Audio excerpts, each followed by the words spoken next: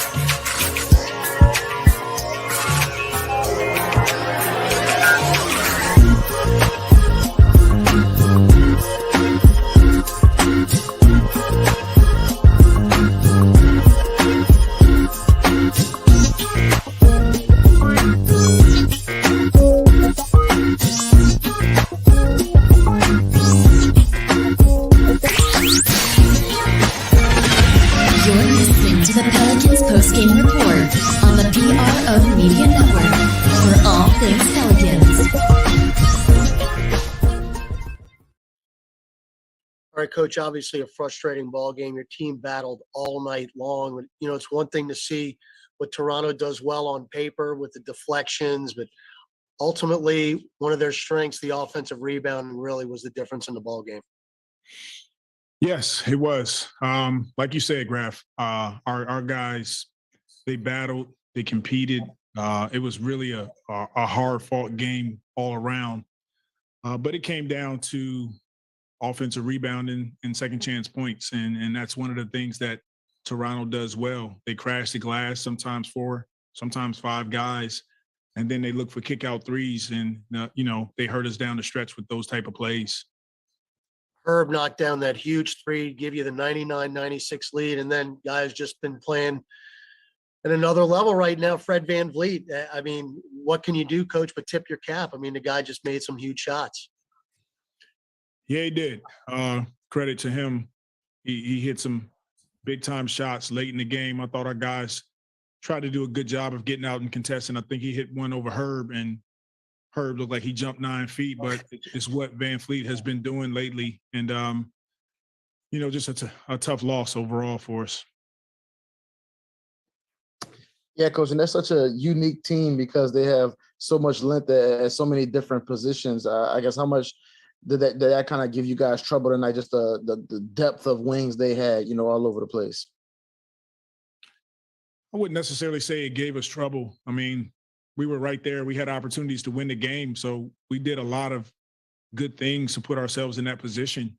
But down the stretch, we just have to have a mindset to know when shots go up, we got to turn and hit bodies. We didn't do a great job of that. That's something that they do well. It's something we talked about with our team. Unfortunately, that's the way it goes sometimes, and it's an area that we have to continue to get better at.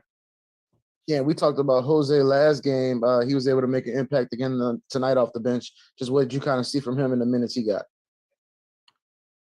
I love what I saw from Jose. He gets up into guys, and he's a great defender, especially on the ball. He's always causing havoc, getting deflections, diving for loose balls, and then offensively, he just settled us down and made the right play over and over again. So proud of what I saw from him tonight. Hey, Willie, 2 things for me. They came out double teaming Jonas, like you guys thought. Just what did you think about the way he settled into that game after that start? Yeah, I thought he was great. We talked about it, we showed it, and maybe after the first couple double teams, he started to be a little bit patient in terms of trying to attack and just make the right play. Jonas he's a monster down low, so teams are going to look to take the ball out of his hands. But I thought he did a great job of having carryover from the film work, from the practice, and taking it to the game. And I believe the start of the fourth quarter, we saw you go to that look of Jonas and Jackson out there on the floor. Was that kind of just counteracting, what they do with some size, or what was just the thought process behind that? Yeah, we wanted to put some size on the floor. Jackson gives us that ability, especially him being long and his opportunities to red and switch on to their perimeter guys. And they went big as well. Took VanVleet off the floor and had a big lineup. But, we just needed to go big to try to rebound the ball more than anything. And it's an area that we normally don't have trouble in, but tonight they were aggressive getting to the offensive rebounds. Hello, Coach. Hope you're doing well. Coach, despite the outcome tonight, how satisfied you are about the mindset of that group and the growth that you showed game by game, week by week, month by month? I'm extremely excited and proud of what our group is doing right now. I said that in the locker room.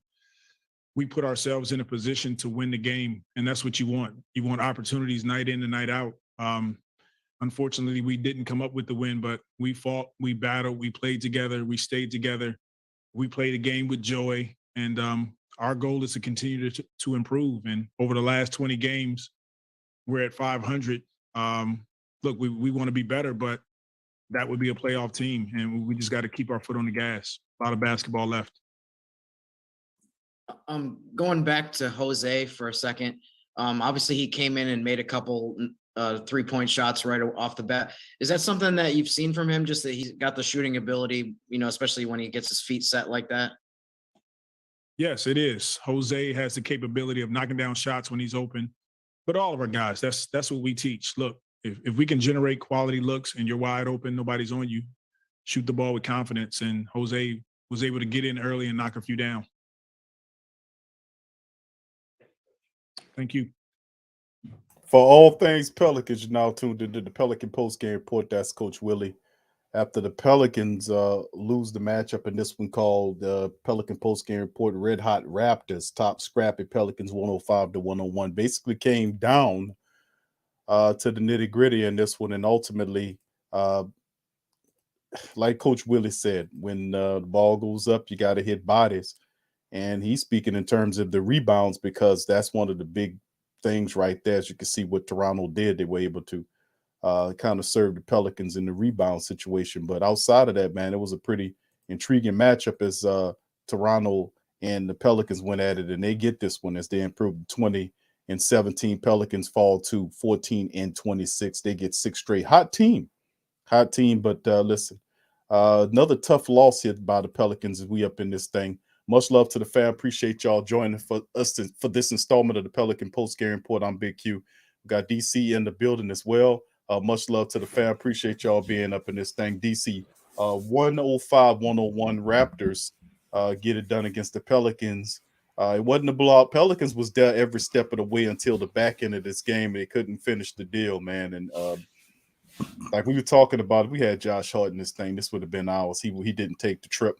Obviously, we needed a little bit more offensive maybe a stop or two, and this would have changed the outcome. But the Raptors are a good team. And listen, Fred VanVleet is on fire. I mean, he has been on fire during this 6-game winning streak that they've been on. He shot the hell out of the ball tonight for the Raptors in the win. So let's talk about it.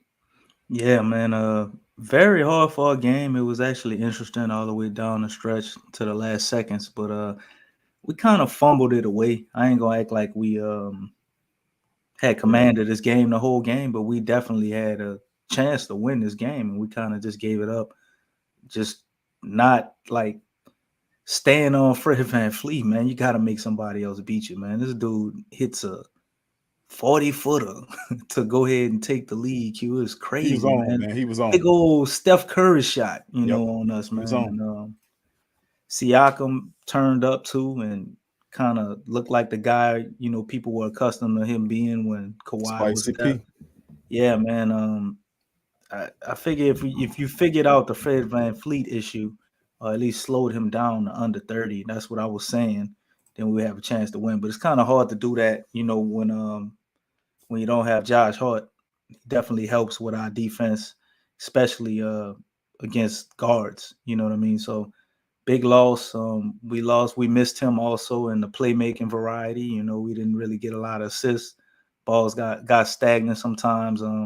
We tried to run through JV, but you know, they doubled him, and you know, they were basically, when he get the ball, they were crashing on him, man. So he would kick out, and I thought we did enough to be able to win the game if we just wouldn't have made some fundamental mistakes down the stretch, man, and played basically low turnover ball in the first half, because that really killed us. We actually had it going okay offensively, but we kept turning the ball over, Fixed that later in the second half, but just couldn't close down the stretch, man. It's definitely disappointing because it was right there, and the Pels should have won this game, to be honest.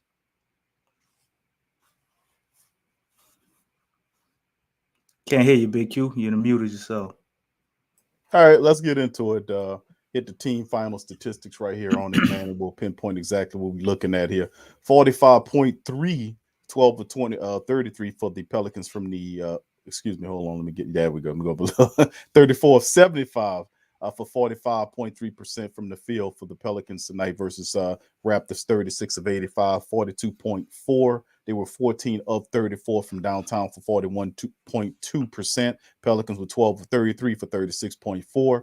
As you can see there, the Pelicans went to the foul line 25 times. They hit 21 of 25 for 84%. Very good numbers there. The Raptors were 19 of 20 for 95%. You look at the rebounds is where you see that it kind of extend out right here, besides the 2 extra 3-point shots that the Raptors hit, and they basically only won by 4. But look at the rebounds, 46 to 35, 15 offensive rebounds by the Toronto Raptors. Very scrappy club.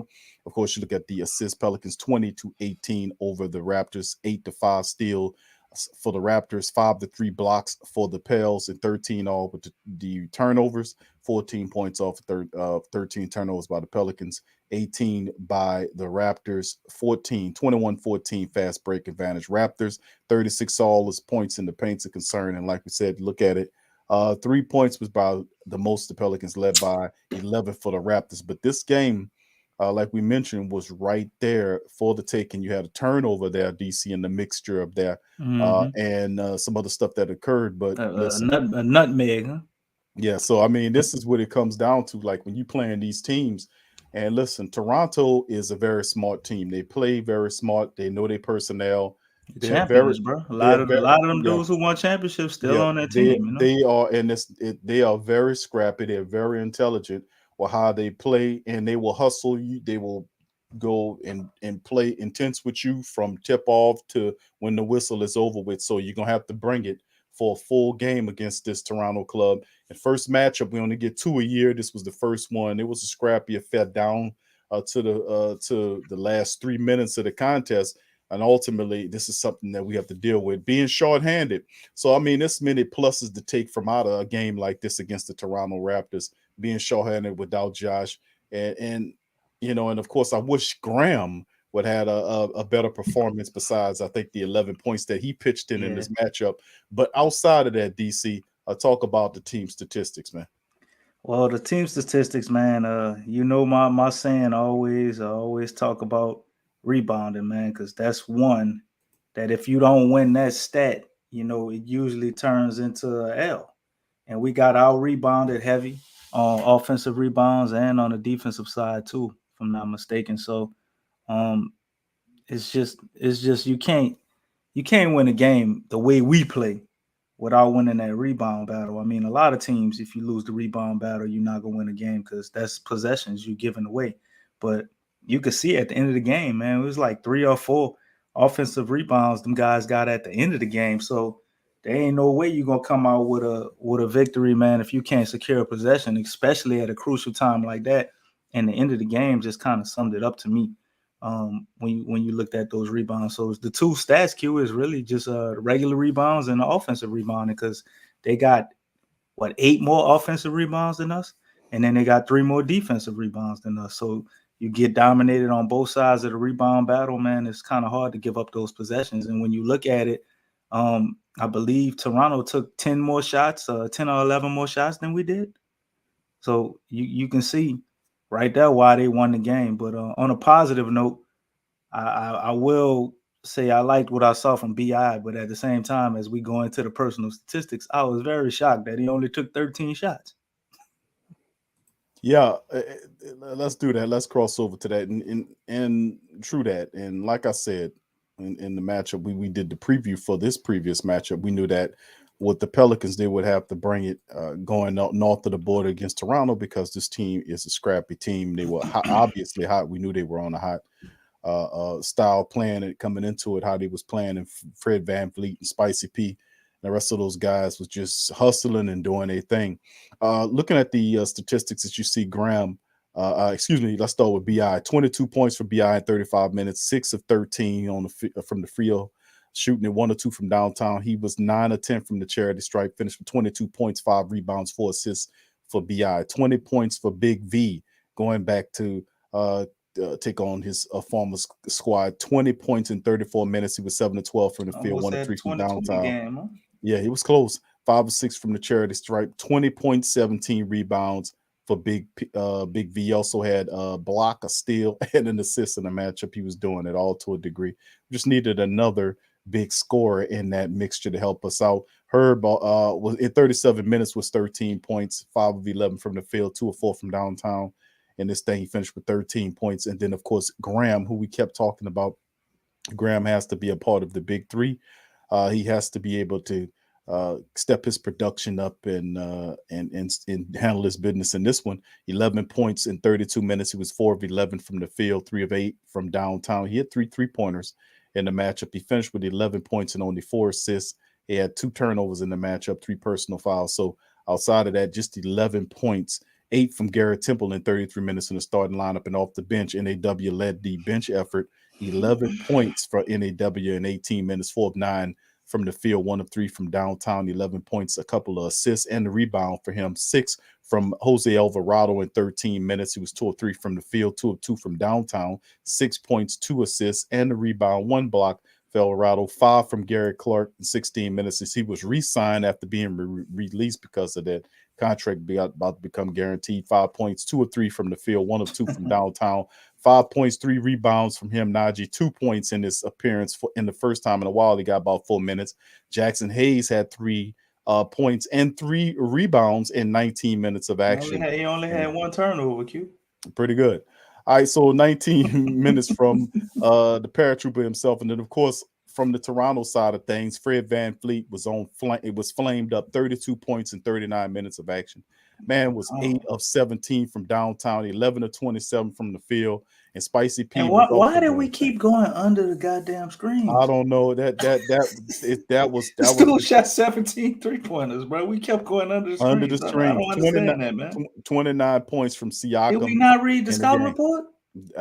We must have not read this. It must have been in French. Jose Alvarado was the only one who read the scouting report, huh, Q? Don't go under the streams. All right, DC, give me your Pelicans that you like or ones you didn't like in the matchup. Well, the Pelicans I like. I like most of the people on our team, but tonight, the guys that I thought made an impact. Obviously, Herb always makes an impact. You know what he does, man. He did more of the same. Pretty much one of the most consistent guys we have, Q. I never question what I'm going to get from Herb Jones. Every night, man, he's going to give me basically, as you heard, AD kept saying we need to try to get him on a first-team defensive squad because he gives you first-team type defense every night. You know, he made amazing plays in this one as usual. Herb is, to me, kind of patented his own play, man. He kind of runs and has his hands up, and then he just winds up with the ball. He does this at least one time every game, man. And the other players like, what the hell just happened? And so, you know, he did it to Fred VanVleet. Couldn't finish on the other end of the night, but just a little shout out to Herb, man, because he be playing his ass off, Q. He gives us a chance to win every night on the defensive end. And he chips in and gives you double-digit scoring most nights too. So don't sleep on that aspect. He gave you 13 points, you know what I mean? Hit 2 3-pointers tonight. So that was good. A little down on the rebounds for Herb. He usually has more than 2. But he gave you a steal, a block, and an assist. 2 turnovers too. But, pretty decent game for Herb, and he led the team in minutes, and you know why, because of his defensive effort. And obviously we're without Josh Hart, so we really need him out there. The next guy to me was, I just wish if his shots was in the 20s. BI, man. BI was 6 for 13 tonight.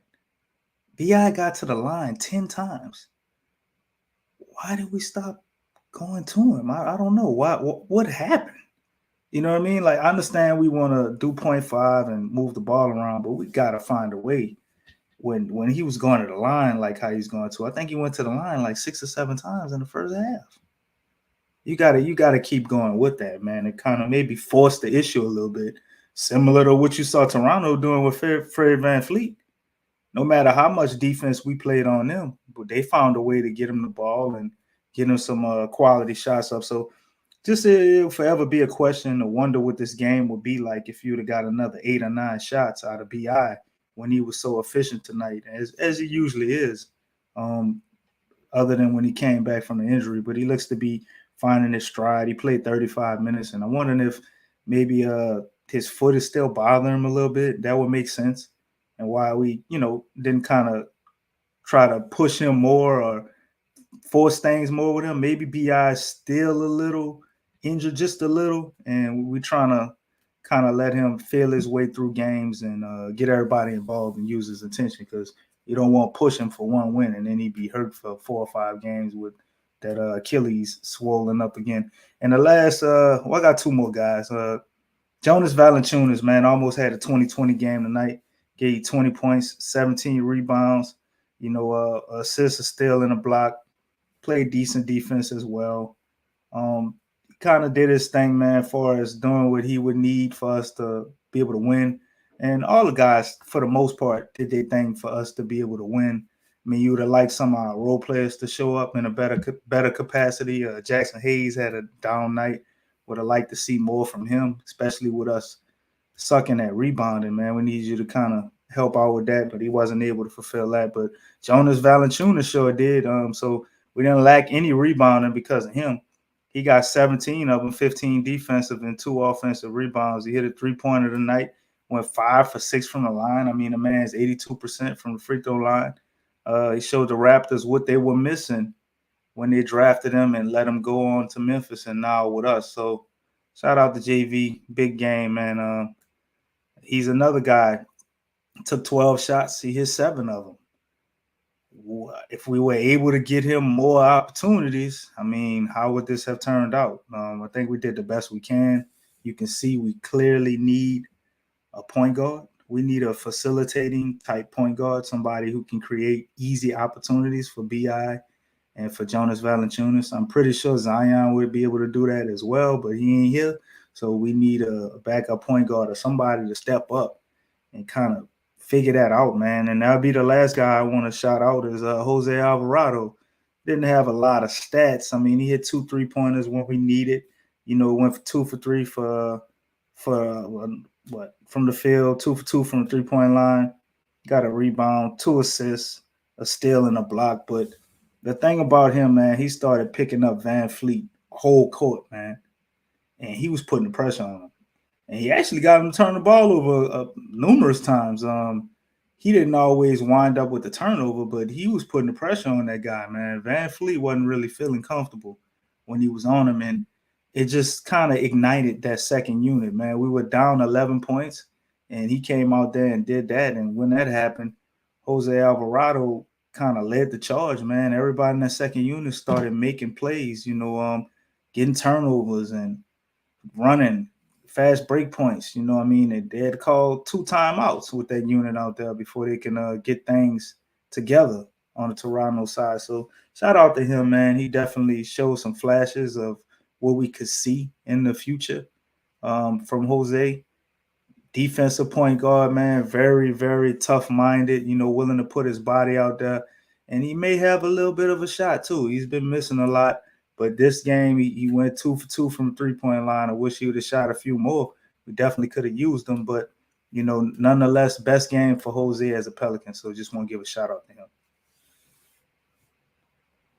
Jose did a good job in this one, man, and playing coming off the bench. He had a tough assignment matching up with VanVleet. And VanVleet, like I said, he was something else directing it.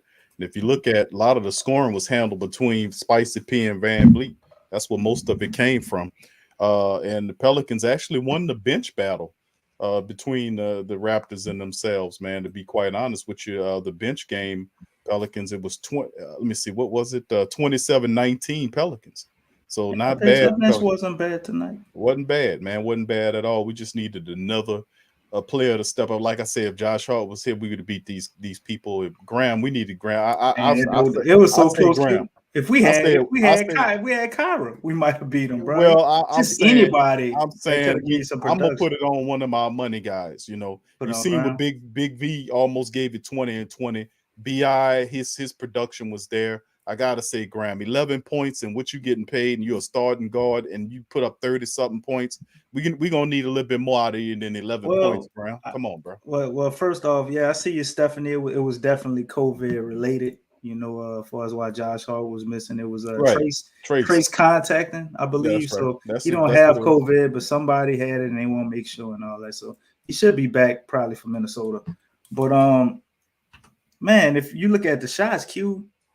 You had Garrett Temple took 10 shots. Brandon Ingram took 13 shots. Herb Jones took 11 shots. Valanciunas took 12 shots. Devontae Graham took 11 shots.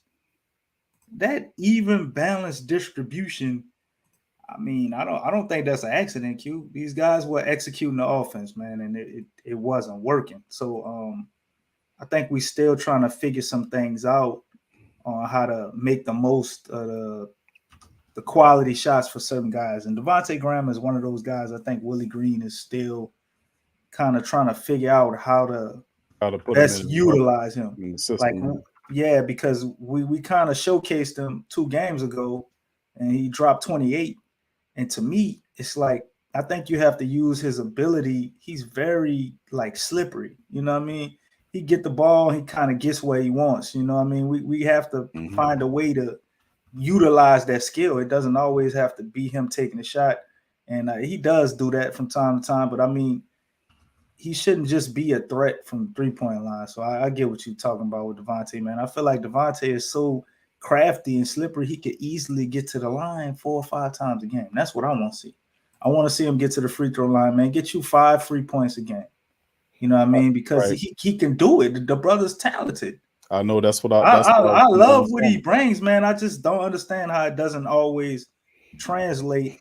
He should be an 18-point a game guy every night, every single night. That brother should give you 18 points, about 5 assists. That's who he is. He's a scoring point guard, and we definitely could use him on his team. I love his game, and I think it can work, but we just have to have him be that aggressive guy like we saw when he had 28 points. And I think it comes from him attacking the rim. A lot of times, a lot of people talked about his low percentage shooting 2-pointers and him not being able to correctly make layups. So we're going to have to figure that out and get him to kind of master that part of his game. Because when I see him attack the rim, he don't seem like a bad guy that can't finish, in my opinion. It's more of you just don't take enough attempts there. So we're going to have to figure that out, Q. But once they unlock that, I think Devontae Graham would definitely be the guy we all expect him to be, man, instead of this up and down 11 points, 9 points, 28, 15, 16. Like, we need you to be a constant threat, man, because you are an offensive dynamo and everybody needs to be afraid of you when you're out there. So we need to find a way to get Devontae Graham going. But I think all of these things still go back to the other thing, what I said, and we've talked about it so many times. We need a secondary facilitator. As you can see, without Josh Hart, it's even worse. You saw it tonight. You know what I mean? Josh Hart, Brandon Ingram kind of share point guard duties along with Devontae Graham. So you got 3 guys that can facilitate, and they kind of just share those duties. When you lose one of those guys that was real good at it too, Josh Hart, you see what you saw tonight, man. But still, great shot distribution. A lot of guys didn't take bad shots. Just wish more of them would have fell, man, and we would have been smarter down the stretch because we definitely would have had a victory. All right, let's move on to the next one. The preview upcoming. It's on the 11th. A couple of days away for the Pelicans as they return home to the Smoothie King Center, getting ready for Minnesota. And of course, we know the Minnesota matchup. This will be the final, I think, the final game of this. Yes, this is the final one. Minnesota currently leads at 2-1. So this will be the last one here between Timberwolves. Rivalry game right here, Q. Yeah, this is Timberwolves really get ready for the Pelicans. Their top scorer, you can see the top guy is Oh, they Big Cat. 20 and 22, bro. Boy, Yeah, they there, man. They've been playing a lot people better. done got as of back to late. 500, man. 20 and 20, 9 and 10 away. Big Cat's the top dog, 24.1 a game for him scoring. He averages just over 50. Well, it's 51 flat in the field goal range situation. His free throws 83%. Averages a 9.3 rebounds per contest. And D'Angelo Russell is the top assister, almost 7 assists per game in 33 minutes of action. BI is the top guy there with 22.6 as far as the points are concerned. They old Big D, teammates 12. too. And Ingram, yeah, that's right. And of course, Ingram's there with 5 assists per game as well. As you can see, Pat Beverly is listed as out currently. Will he be that way when we see him? We'll see. Josh Hart is day to day with the trace, and hopefully he'll be back in time for this matchup. Didi Lozada is also listed as day to day, so he's getting close to coming back. Lozada might be coming back, man. We can definitely use him, man. I love to see how he works with Willie's system. All right, let's dig into this one. DC, Minnesota, and the Pelicans getting ready on the 11th. Let's talk about it. Well, you already know what it is, man. This is Minnesota and the goddamn Kings, bro. They feel like the same team. We play them. You win one, you lose one. You win one, you lose one, and it's always a battle with these guys, man. They seem to have a knack or a way of making things hard for the Pelicans, even when you think they're not the most talented team, whether the starters are hurt or not. It's always a game for some reason with Minnesota, and I would say the Sacramento Kings too, because it's a pretty similar thing. So to me, I don't think they're in our division, but I still consider this a rivalry game. Right. I consider them a rival. I consider Utah a rival, and I consider Sacramento a rivalry game because it has that type of feel when we play these people. So we got to go in there and we got to execute. Minnesota is playing good ball, as of late. I'm so glad they don't have Ricky Rubio anymore, so we ain't got to see them goddamn constant pick and rolls. I get sick of that.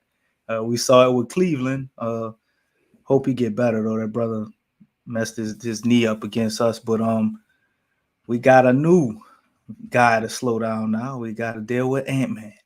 Because to me, it starts and it ends with Ant-Man, Q. Karl Anthony Towns is a hell of a player. There's no way you can stop him or shut him down. You can only minimize him, right? So we know we kind of got to get Big Cat in foul trouble. That's the thing that's been working for us as of late by getting Jonas Valanciunas on him. He can't really guard him, so we kind of use that. But Ant-Man, bro, when he got it going, Q, and he got that hot hand, bro, this team is dangerous. D'Angelo Russell as well. He's pretty damn good in his own right. He's been cold a lot this year. But Anthony Edwards is he plays out of his mind at times, man. And when he plays like that, Minnesota for stretches, man, they're unbeatable when he's on fire and you're getting what you're getting from Big Cat and you get a different game, decent game from D'Angelo Russell. It's a very hard team to beat. Their bench is also filled with very scrappy guys. To me, they kind of remind me of kind of how we build our bench. In a way, they want guys that's gonna play defense, first and foremost, and give maximum effort. I mean, that's what every bench wants. But I think this team, they're very, very scrappy. Like I can't look at them other than Malik Beasley and think of a guy who just scores easily. All of them just kind of had a knack for going after rebounds and playing defense. And Nas Reed, when Zion was here, he would always give Zion problems. So he's a pretty good interior defender in his own right and can knock down that damn three ball. So you actually got to guard him out there. It's kind of weird. The center almost a sniper. I think he was shooting 40% at one point. I'm not sure if it's still that high. But he was putting up Jonas Valanciunas numbers from the 3 percentage-wise. So the key to beating them, though, man, to me, would be not allowing Anthony Edwards to get going or get hot where he can go and hit 5, 6 3-pointers and all of that nonsense. And you obviously want to minimize Big Cat. I would kind of force D'Angelo Russell to try to do his thing out of the three. If I had to pick one that I think could have a big game and we still win, it would be him, because sometimes he can score a lot of points, but it isn't always efficient. So my thing would be obviously get the ball out of Big Cat's hands. And I don't want to let Anthony Edwards burn us. So we got to force all these other guys, whoever's going to be in the lineup, to take Pat Bell's spot to try to do their thing and take over, as well as Jared Vanderbilt. Yeah, and then of course the trend continues as far as the Pelican go as far as this red hot teams. Another red hot team, Minnesota's on a 4-game winning streak, and of course, just maybe about 50 minutes ago, this team beat Houston behind a 40-point production of Big Cat. So you got another red hot team coming in here on a 4-game winning streak. So we just got through with Raptors with their own 6 games now, and now you got a 4-game winning streak with Timberwolves, who are sitting up at 500 looking to get over. So it don't get any easy for the Pelicans in this after we got through with our gauntlet dealing with what we got to deal with. But listen, I'd rather take Minnesota. I have a hot red Minnesota team than the battle through that gauntlet that we faced early on a game or so ago. So let's keep it going. This is a tough month of basketball for the Pelicans, and it is to make us give us some hard skin. So yeah, I hopefully we definitely should get Josh back, and let's just keep this thing going, man. And like he's talking about with Graham and averaging 18 points, I'm right there with you about the whole Graham thing. Graham is getting paid good cake. He needs to have that production up. The 11 points is so beneath his game when that three's not falling. Let's get there and attack that cup. He's a good free throw shooter. Let's get to it. So yeah, he needs to get that up there, man. Like I ain't putting him on the level of VanVleet, but damn, you look at what happened. It was just those two guys that was he could be on that level, Q. I actually see that in Devontae Graham's game. I say could be. You still got to do a lot of work to get to that point. But Fred VanVleet, when you watch his game, he's better facilitated than Devontae. But yeah, he's watching Fred VanVleet kind of become what he was, because that year they won the championship. I caught myself watching a lot of Raptors game, and I watched them during the playoffs. And VanVleet was basically, he was a backup point guard. He was a guy coming off the bench that you look for to get you a bucket. That's what they want him to come out there to get you a bucket. And he didn't just shoot 3-pointers. You know what I mean? He had a little floater. He attacked the cup. He do it all. And I seen Devontae Graham kind of play a very similar role and look Fred VanVleet-ish from that year in Charlotte. You know what I mean? Not the new improved Fred VanVleet from last year when he had to put the whole weight on his shoulders. But I'm talking about when they won the championship game, the type of player he was. It was basically Devontae Graham, if we being honest. But he was coming off the bench and, basically getting 12, 13 shots off the bench and just going out there looking to score. He was a scoring point guard. That's the way Toronto used him. He's expanded his game to be so much more than that now. He's obviously grown. Championship experience does a lot, and hard work and dedication as well, because I ain't going to just say because they won a goddamn championship. The man had to go in the gym, work on his game, and improve everything. And he did, man. He did. And consistently bring it. See, that's the part of it right there. That a lot that makes players in the NBA great is that they consistently can help their team in big ways. And you see Fred VanVleet, because if he hadn't had the type of performance he had tonight, Pelicans would have beat that squad. I mean, he had an extraordinary performance, shooting the ball all behind, just a few feet away from the center line. I mean, with confidence, not even looking, no facial expression, just a knockdown, just a killer in the face. He don't even hesitate. No expression, no hesitation, no ecstatic, like, oh, I hit it. No, none of that. Just like business workman mentality, killer mind. I love guys like that, man, because it just speaks to what they really believe. You know what I mean? Like if you hit a shot like that and you jumping up and down, cheering and all of that, like you really didn't think you was gonna make it? You know what I mean? Like exactly. Them guys that they hit it and they might hold their hand up or something and just turn around and walk. Like I knew I was gonna make that when I shot it. Like, I ain't surprised. You surprised. No, it ain't overconfidence you showing. It's like it's a workman, like it's not any confidence in it whatsoever. I mean, it ain't put in the work, so I know it's going in. Right, it's going in, and that's what Fred VanVleet represents, man. And with him, and he was special in the matchup. But yeah, we comparing him to do. But that's why I want to see Graham get his game too, and he does have the ability, but consistency is all a part of it. Figuring out how to, when the shot ain't falling, being able to get to the cup, make it happen. That's the part of the game that should take him to the next level. That's the So next you step, see. man. All right, so listen, fam, that'll do it for the show tonight. Wait, we gotta. What you doing? Talk now, bro? about Jared Harper, bro. They let Jared Harper go, Q. They let Lil Harper go back to the G League. DJ is probably upset No, because DJ ain't upset. You ain't talking about they Holmes, so got he ain't rid worrying of about they Jared got Harper. rid of Dalton Holmes. Yeah, but that's already Once they get going rid of them, DJ gonna get him. He gonna get his next guy, and Jared Harper was somebody I heard him hyping. Man, they didn't cut Jared Harper for Gary Clark, which I understand, but I thought we had another spot. I guess Didi Lozada's coming back, so that's right. Yeah, close. you had to get rid of him, man. But Harper, he was all right while it lasted, man. I mean, he had a nice little explosion in one game. They let him play. Well, I just mean, wanted to put that out there, Q, bro. Before we checked out, I was sad to see that, bro. That they let him go, man. I thought I like Harper. Yeah, they waived him to make room for Clark, and Didi Lozada's coming. So, but I think they expecting him to return to Birmingham, so they're sending him back to the G League squad there. So, I mean that at any time if they need him to come back, they'll have him access to him later on, so he'll still be in the system. So it ain't that simple, man. The man, start balling out against somebody might pick him up on the G League. You got to kind of get him a two-way spot. Well, we'll see. You ain't really guaranteed your guy. Somebody could come in and sign him off the team. This is true, and then the Pelicans gonna have to keep looking.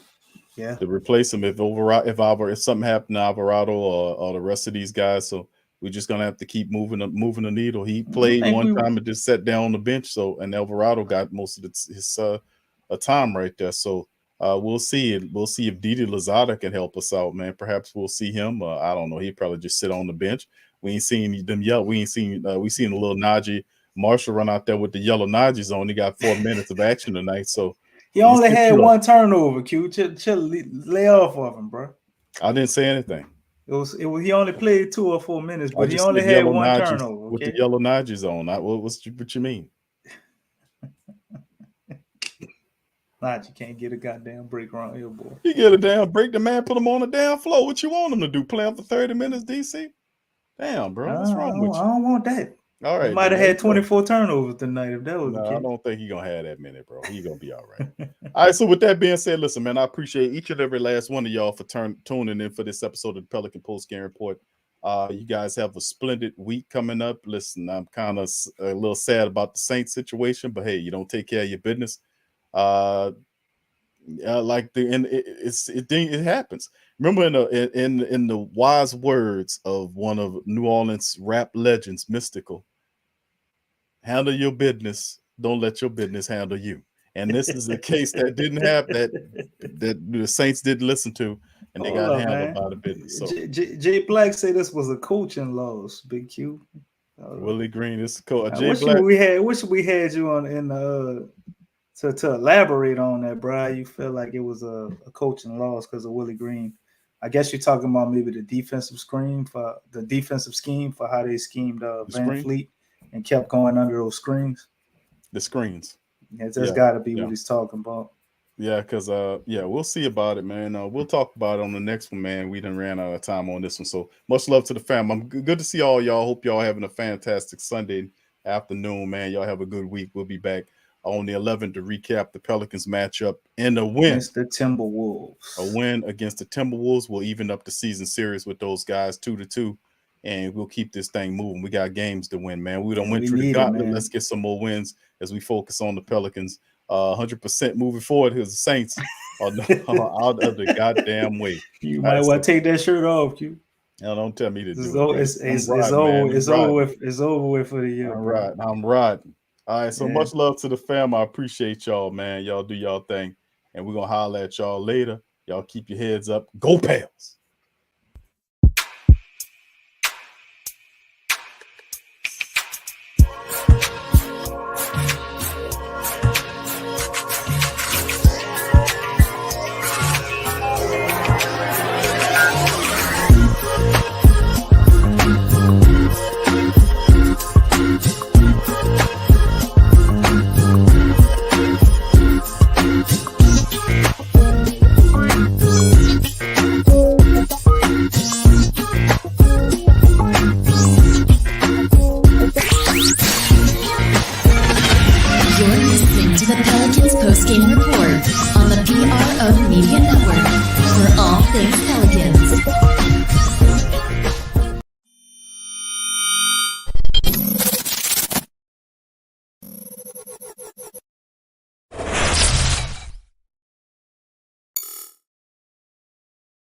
TheWhoThatDaily.com. That's right, TheWhoThatDaily.com. Your one-stop shop for everything New Orleans Saints, New Orleans Pelicans, LSU Tigers, even the top flight boxing news. So if you're a Who Dat and you're looking for a place to stay up on your team, TheWhoThatDaily.com is your site. TheWhoThatDaily.com for the sport Who Dat in all of it.